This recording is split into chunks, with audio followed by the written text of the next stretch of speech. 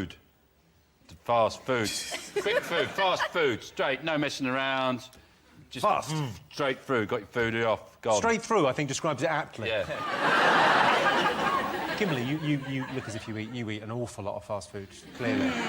No to fast food. No to fast food. No to fast food. Organic and natural is the way to go. Stay in the produce aisle. But surely all vegetables are organic. No, but they're not. You really do have to look for the label that says organic. Yeah, Jimmy. No, it's true. I think all it means is Pesticides and organic, chemicals. but organic, technically, it means more expensive and muddy. You live in Los Angeles, don't you, Russell? I do. OK, so favourite fast food joint? I really don't do that much fast food, but I'll go Mexican fast food, if anything. Del Taco, good gas. Well, it's not only delicious when you eat it, but also afterwards you go, oh. Fragrant. No smell, just gassy. Just gassy. Loud. It's loud. It's like a Mexican coming out of your ass, really, is what it is. And when it comes out, does it mow your lawn? Do you eat fast food? You don't look as if you eat fast food. Are you allowed to eat fast food? Does Simon tell you you can't eat it? No. I'm trying to keep the timber down, you see. Try and keep in good shape. The timber down? Yeah, the timber. Don't say keep the timber down and do that, because people think you're talking about something else. There's a wood connotation to timber. Yeah, baby, trying to keep the timber down. Well, surprisingly, that's not in our top 3. People criticise McDonald's, but if it wasn't for McDonald's, where else would we take a shit in the town centre?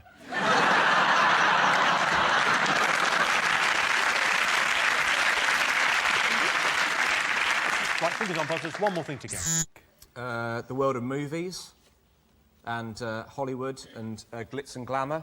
I've been to Hollywood. Of course you have, look at you. I went out there. On a geography field trip. And I've been to the Hollywood Walk of Fame. You haven't got a star on the Walk of Fame, have you? The Pussycat Dolls haven't got a Walk of No, we don't. Walk of Fame star. Because I walked along, sort of checking out all the names, and like Rin Tin Tin's got one, and Lassie, and Godzilla.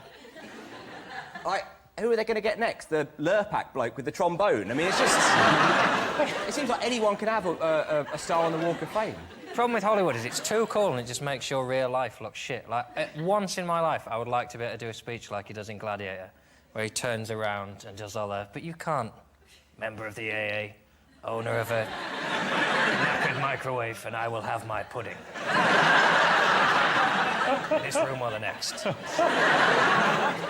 think what Hollywood has done to a cinema, in one way has ruined it, is because all the food people take in, people who never normally litter anywhere, in cinema, they just finish their popcorn, they just go boom, like that. With cans of boom, like that. People just chuck shit everywhere, and the lights come up, and it looks like Dale Farm.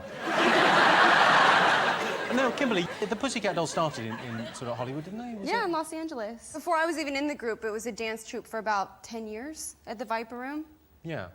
Back when Johnny Depp owned it, he was actually the person that told Robin to give it a name, and that's where Pussycat Dolls was born. You were number 3 in the Pussycat Dolls, aren't you? Number 3. Well, sorry, I ordered it in my head.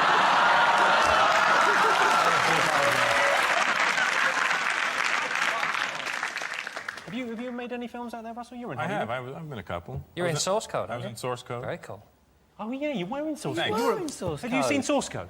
Nobody. Yeah, it's a great You're in film. Source Code, and you played basically yourself. You played quite a grumpy man on a train. I played a grumpy version of me. You get the best line in the whole film, I think. Which one? I'm on my way to an asshole convention. Oh, yeah? I recognise him. I recognise this geezer from somewhere. He's watching that film recently. Let's have a look and see if Hollywood is one of the ways America has changed the world. Yes, indeed. Is it the collapse of the Blackberry messaging system? They had what they described as a catastrophic outage. I had one of those once after a reheated prawn curry.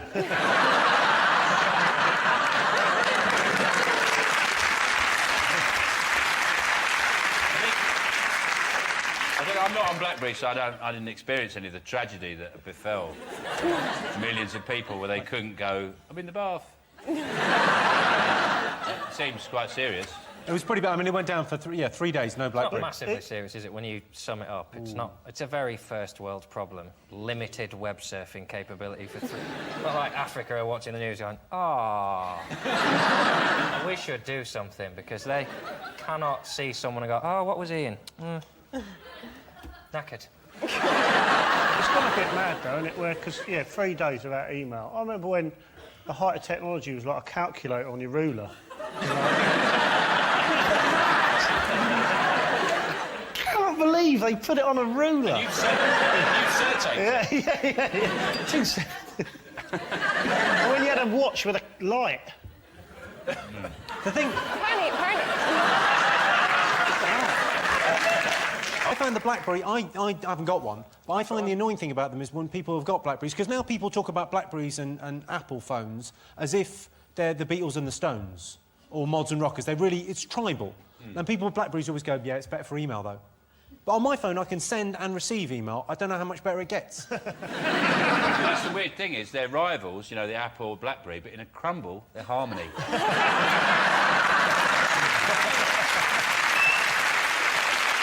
Let's have a look and see whether BlackBerry is one of the most talked about things this week. Yes, the BlackBerry email system failed several times in the past week. You'd have thought Steve Jobs' ghost would have had better things to do. Right, fingers on buzzers, one more thing to get. John's team. Well, there's been a parliamentary probe this week. Another one. It's got Liam Fox into a lot of trouble. There is this weird thing it's sort of the unsaid thing in the paper, isn't it? That Adam Werrity and Liam Fox have been doing it. It's more that they got to a point where they tried to report it as a news, because it's a big news story that, someone's been gaining access to Parliament, basically, and lobbying for arms deals that he has nothing to do with. And they tried to report all that, and people went, yeah. And then in the middle of the week, they just went, and they might be doing it with each other. Are they saying it overtly, the press? No. Say it? There's a rumour that Liam Fox is gay, but he's denied it, and he's a married man, so... What do you make of this? What do you make of Liam Fox resigning? Well, I don't know. What I find funny about it is that is the Defence Secretary has got himself in a situation where his friend is a non-executive director of a so-called charitable organisation which has been funded by right-wing American businessmen, while at the same time, right, he's posing as an advisor to the MOD while pursuing his own paid lobbying agenda. I mean, stuff like that, you can't make it up. I was laughing about it with the wife this morning. I was going, oh, can you believe what they did? I mean, the more you think about it, the more you just go,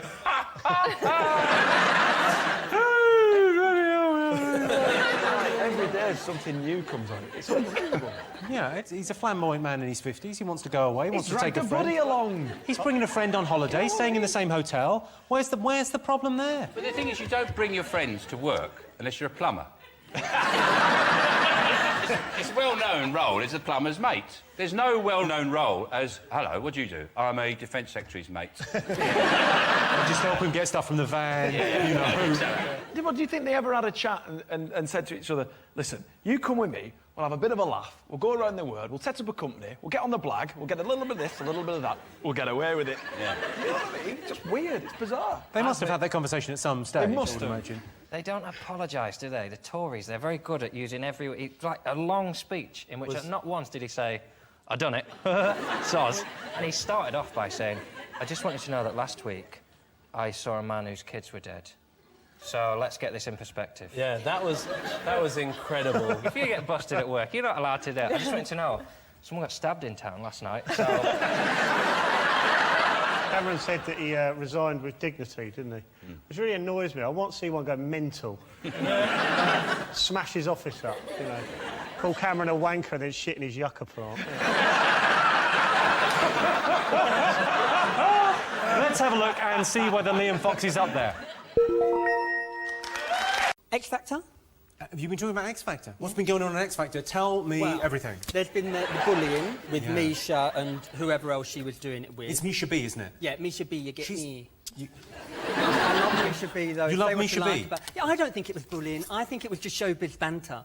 She was meant to be bullying Sammy. Sammy, but Sammy said she wasn't. Sammy said, look, I'm 6'2", 20 stone. Who said this? Sammy. Could you say that again, please? Yeah, Sammy. Sorry, who was it? Look, if you want me to spit at you, I said Sammy. I said Sammy, Sammy, Sammy. Ironic that we're talking about bullying as I do this. Say Sammy again, I like it. So, all that...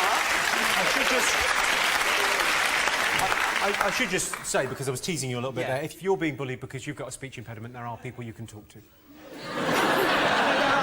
But it will take f***ing ages, and they may be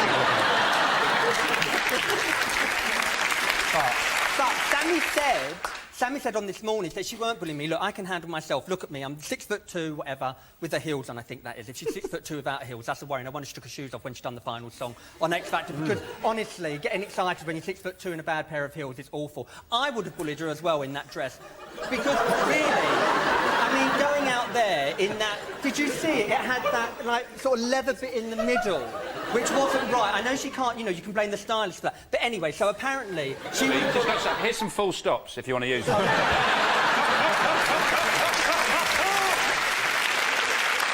So Sammy's saying they weren't bullying anyone, but Misha's being accused of bullying, which is, you know, it's a serious thing. Yeah, but I mean, I personally don't. I think that it should have stayed backstage. I don't think it should have been brought up front. Do you know what I mean? It should have stayed back... Because that's what happens. That's show business, isn't it? I mean, before someone goes out, you say to them, you know, do I look nice if you're in... I'll get the... Just got a new paper now. I've got a stutter as well.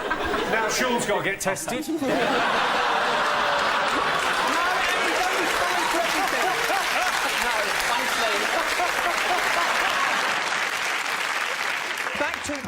Back to X Factor. Yeah, I personally think it was, like I say, just backstage. If you're in competition with someone and they say, you know, before you go and say, oh, how do I look? You say, like, f***ing shit. You know, you want them to feel bad, and that's what I think it is. Sorry, Joe, he didn't. He did say that. He was right that time, wasn't he? So I don't know. I don't know. I love the fact that Joe and Louis are on the same team. It's just... 2 peas in a pod. I've been practicing. Biology teacher, isn't he?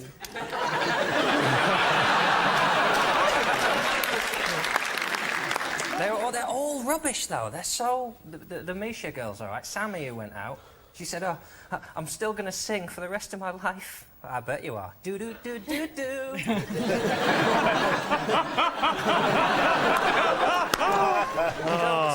Frankie Kokoza is the most objectionable human I think I've seen on anything. No! He's worse than Gaddafi, I'm going to say it now. Let's have a look and see if the X Factor is up there. Yes, indeed. Most men are too embarrassed to undergo beauty treatments. True or false? Well, you've undergone a few, or is that a natural tan? This is natural. Oh, that's a natural tan, is it? I've had sunbeds, but I've quit sunbeds now. I don't have sunbeds no more, so... You've quit sunbeds? Quit. My God, you've made some sacrifices, haven't you? When did you quit sunbeds? Like last week. So, what's your daily regime, beauty-wise? What do you do, beauty-wise? Obviously, you know, I wake up, look at myself, and I think, Reem. But then I get in the shower, do my hair afterwards. Bang, bang. What are you saying? Bang, bang. And who's over there? That's meant to be the mirror. Oh, I thought that was your carer.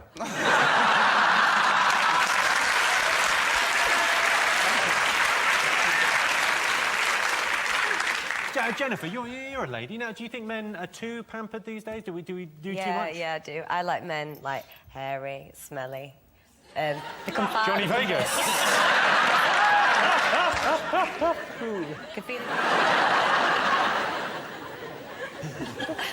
John, do you do any? No, I wouldn't say I'm too embarrassed. I just think the prettier you are, the more you're going to disappoint someone at some point. Because they'll think, oh, that's the one. And then you go,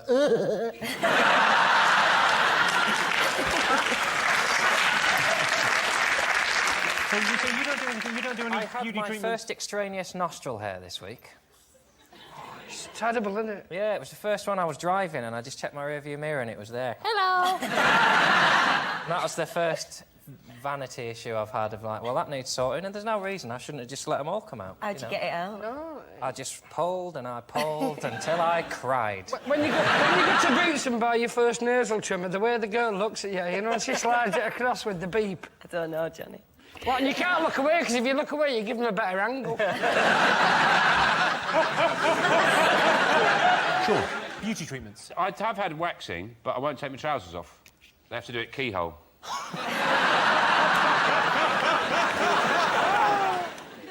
Joey, you take very good care of your hair, I've noticed. Yeah. Have a little look at this.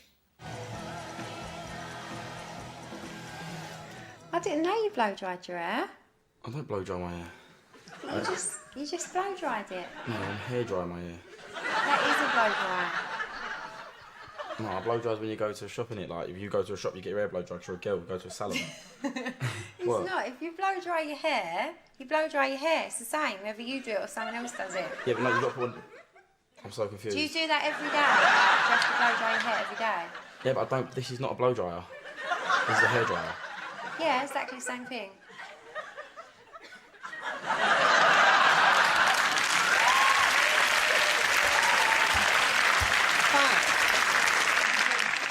So what do you think? I'm going to get you a diffuser. A what? And then you can't technically say even that's another step away from blow drying. A diffuser? Yeah, it's one, you know, the little spikes in it, you just run it through. What it does, it breaks it up and you'll get no split ends. What have you done with the real Johnny Vegas? Johnny, what do you use on your hair? Hey, sunshine, I had a perm, all right, that, 2 minutes. I used to lacquer, I used a mousse, I used a diffuser. Didn't towel dry, because that created heat and friction.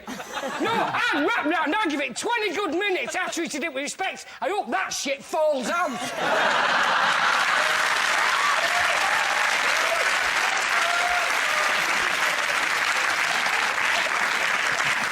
I didn't mean offence to that, man. Yeah, well, you did, and you know what? Give out for that. Look after it, you don't know where you go while you're young. OK. So most men are too embarrassed to undergo beauty treatments. I'm going bald! Look at that. That's not that bad. No. I'm worse than that. Mind you, I think that's because I have very vivid dreams. I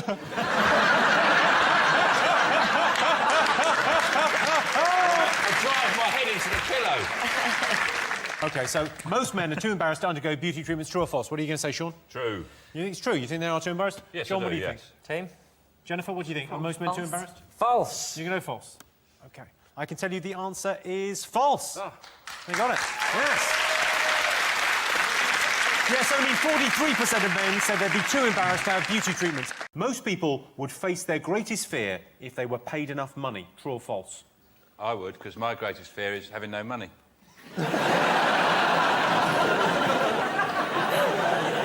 You cannot argue with that. What's your greatest fear, Stacey? I'm scared of quite a lot of things, most things, in fact. Because you were on I'm a Celebrity, weren't you? Yeah, that was scary. What was the worst thing you had to do? I hated that truck thing they put me in, where, like, every cubbyhole had a different, like, bug in it, and you have to, like, open them up and then untie knots. I mean, and you'd think they'd put the knots a little bit loose for you, you know? You've already opened this cupboard. Some spider, cockroach thingy has fallen on you. So I was covered in bugs, and I was just like, I can't open the knots. Why? And then it, like, tipped over, chucked me out the back.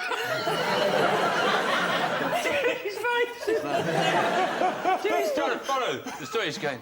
I'd love you to explain the plot to a film like Usual Suspects. That'd be great.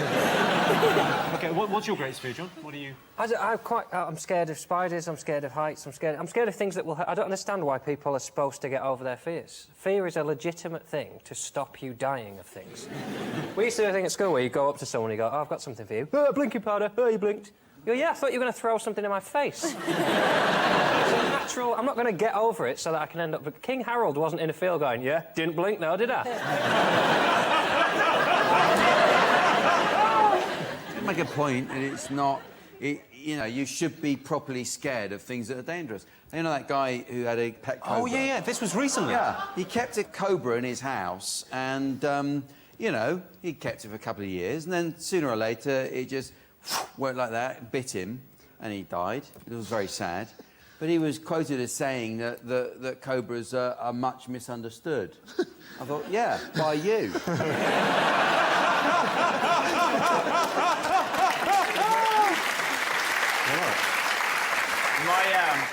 My friend worked for a while in the lion enclosure in Melbourne Zoo in Australia, and they've had several people, 3 people have tried to break in to talk to the lions in the middle of the night. Mostly, there's a religious man who's jumped in twice and he reads the Bible to them. But the other guy was a karate. He was a black belt, and when the next morning, all they found was his head, and there was a legal case afterwards to try and find out what had happened. And his sensei was called in, and the quote from his sensei was, "No, no, no, no. All I said to him was, you are so good, you could fight a lion." I love the way you say they had an inquest. Was it an inquest? Inquest. Inquest into the death. I'm not qualified in any way, but I could tell you what happened there. Lion go yum yum. Do you think the lion toyed with them at all? Said, whoa, that's hard. What are you doing? You're a tough guy. What is this? Karate, is it? Never heard of that. Oh, stop. Ow, that hurts. OK, most people would face their greatest fear if they were paid enough money, true or false? Sean? What do you think? Definitely. Yes, They OK, would. yes, I think people definitely. would. We'll say definitely. You're saying true, you're saying? We think yes as well. Yeah, go on. OK, I can tell you the answer is true. 83% of people would face their greatest fear if they were paid enough money.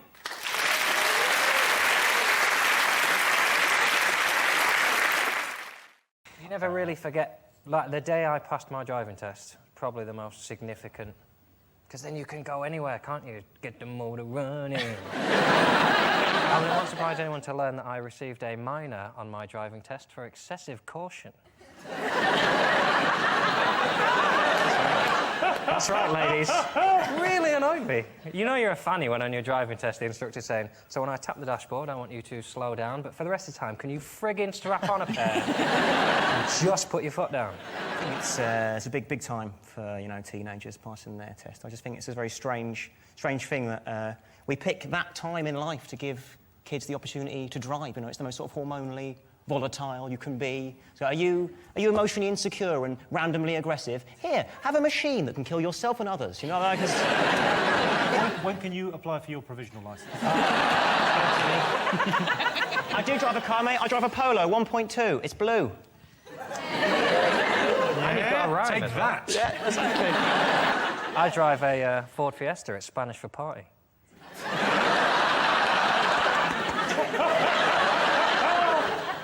I feel completely left out. Do you drive? I've never passed my driving test. I took it once and failed it so appallingly badly, I said I'm never, ever going to drive again, and I haven't.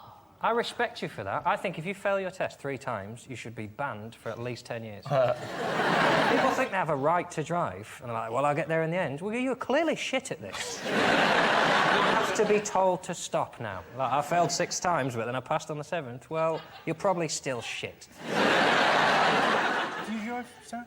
Yeah, I passed second time. Apparently all the safest drivers are those who pass the second time. But I drove into oncoming traffic in my first one. But I didn't on the second one. But they don't teach you everything that you really need to learn to drive in the lessons. They don't teach you, like, how to balance all your snacks on the passenger seat. Open the crisps when you're at the services, because it's difficult to open them when you're driving along. Yeah, but I can't open a bottle between my thighs. She can. Really impressive if it's one of those Grolsch bottles. Shame my house here for that. I think there should be different levels of test as well. I think there should be a test that you can drive without the radio on, and then there should be another test where you could drive looking at a text, making a phone call, chatting to your friends, and then there should be a high-level test where you're so good you can have a few drinks. Okay, learning to drive. Let's have a look and see whether it's one of the most important moments in life. Most people think children today are given too much praise. True or false? Children do get praised too much. For example, I mean, my kids, they get praised for, like, eating peas. And they eat some peas, and even they spit them out and go... Still go, oh, well done for trying the peas. 100 years ago, they'd been shoved up chimneys. And now they're going, well done, you've eaten some peas. Oh, you're clever. And any piece of daubing scribble ends up on the fridge. Anything. Just be You just go, what is that? What are you drawing, an amoeba? What the Oh, Christ. It's a tiger or a house. I don't know. You don't know. and then it ends up on the fridge. In my day, it was either the Blue Peter Gallery or the bin. Yeah.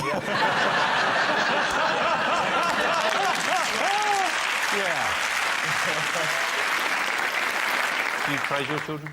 Yeah, I do. I encourage them because I want them to be confident, and I think children can really, I know, they can take everything in like a sponge, and then their confidence can go. So I think it's important to encourage kids. My perception's totally skewed by my old man. That's why I've got no, like, everything my dad's good at is the stuff I'm shit at, and everything he didn't like is the stuff I was good at, because I had to just be opposite to him. Like, he's got all the physical skills. He can look at a shelf and put it up. Get up, slag! And it just goes up. My dad was harsh on me. He's like, I'm going to get in the music game. He was like, good luck with that. And he was like, come to me when you got a top 40. I was like, Dad, I'm number 19 in the charts. He's like, come to me when you got a top 10. I was like, Dad, I'm number 6. So Dad, come when you're number 1. I was like, Dad, I'm number 1. It's like, come to me when you sold out Sweden. My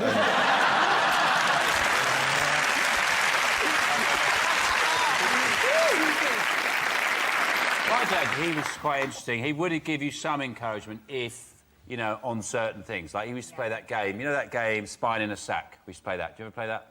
Spine. Spine. You ever play that when you were a kid? Spine in a Sack. Spine in a sack. Spine in a Sack. It sounds more like what he'd do is he'd go out and get some roadkill.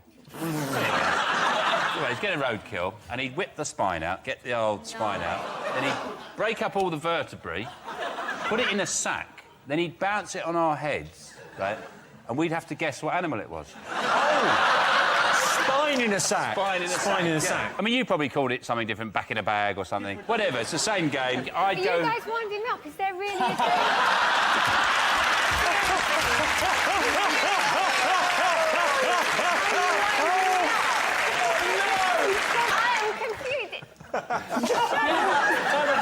And I'd go, oh, is it chipmunk, Dad? And you go, don't be stupid, that's not even indigenous. How am I going to find that on a road? Harder, Sean, work harder! Do you never play it? No, I'm really shocked because I don't know if you're winding me up or not. I'd be mortified if my dad put a dead animal on and started dancing it on my head. This is in the 60s, I think my dad was taking a lot of drugs at that time. Honestly, I don't know what to think. They didn't know. I made it up for a joke. Very nice man, my dad. Very nice. He did play kidneys in a shoe, though, didn't he? I'm with Louise. I don't really know what to think about what's happened in the last 5 minutes.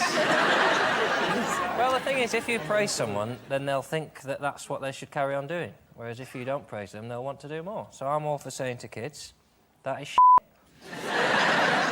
See, I feel out of place here because I've got a kid and I'm a loving father. Do you praise your kid? All the time. How old is it? Oh, he's a year and a half. He hasn't got a clue what I'm saying. Yeah. That's the one time when you can slag it off and it's just fun because it can't understand, so you go, oh, you shit everything, aren't you? Recently, I took him swimming and a kid that was only about 5 splashed him and he was only 5, but I lost my temper and went, you d***. Looking back, I'm 31. I should have probably handled the situation with more dignity. Yeah. OK, so most people think children today are given too much praise. True or false? What are you going to say, Sean? What do you think? I think you're right. I think they most probably think we should be tougher. Yeah, OK, we'll go true then. So you're going true? What are you going to go for, John? Let's go false. Make it exciting. Why not? I can tell you the answer is false. Yes! Yes, only 33% of people think children today are given too much praise. Children respond best to supportive praise and gentle encouragement. And if that doesn't work, lock them in their bedroom and tell them Santa's dead. Boxing picture. OK. What do British people prefer, ballet or boxing? I think boxing. You think? Oh, for sure, yeah. Who knew Emil was going to go boxing? You know what? you get a lot of women now who like boxing. When I fight, 65% of my tickets are bought by women. I don't know if that's because of boxing or because of me, so I don't know. Yeah. It's definitely the boxing. Women you never think about women going to a boxing fight. It's like women going to a football match. I mean, you get a lot going, but 65%. I've got another shot for you. They're in the pubs now.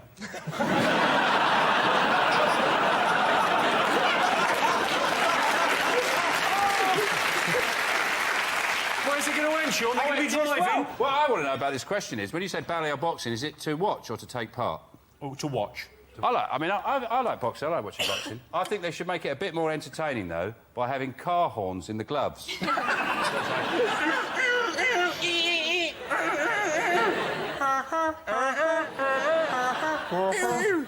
Amir, I've got a boxing question for you.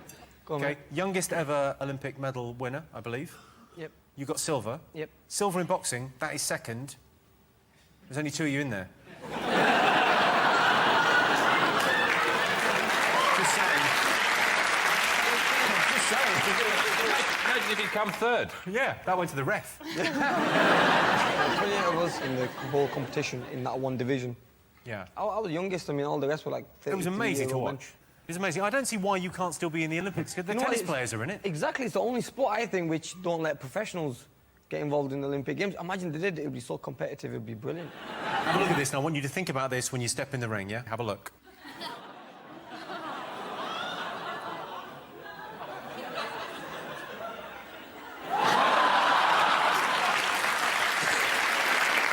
That was 1993, so it's sad to think that both of those cats are probably now dead.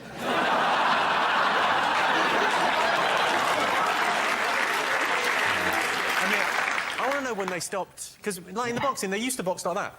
Like 100 years ago, people used to box. You're giving the age away, man. I mean, it's changed now. It's changed. I'm not 100. That's in the pictures. 50 years that's ago, how they used to 50 pose. years They didn't ago. used to go like that, did they? Have you not seen? Have you not seen the Sherlock Holmes films? They definitely did. They used to punch like that. But that's not how Sherlock Holmes fought. Yes, it is. Hang on, Sherlock Holmes did not exist.